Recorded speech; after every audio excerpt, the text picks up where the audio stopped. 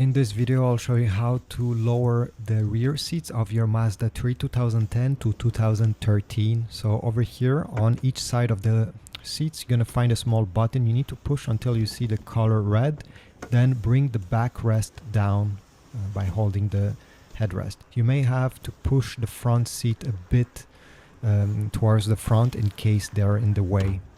Now, once you've done this, let's do the same thing on the other side. And the good thing is from the trunk, you have access to that button. So you see, simply press on it to unlock and then push the back seats like that, the backrest. Once you've done this, you see there's a lots and lots of space to put larger items.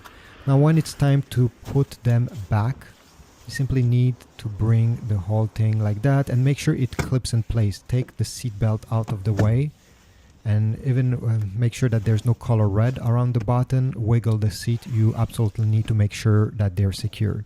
If you want to remove the seat cushion, it's held by two different clips. And what you need to do, well, first we'll need to bring the front seat a bit forward to have more working space. And then let me show you, well, this seat has been already removed, but you see there's a clip, a pin that goes there, and there's another one on the other side. There's no button, there's nothing.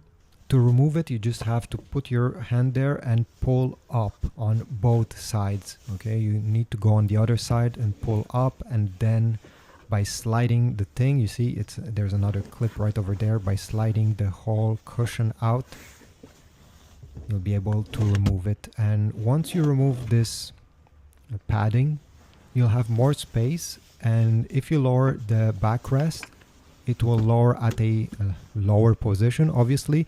This way the floor will be flat and yeah, you'll have more vertical space. Thanks for watching. Leave a like, subscribe.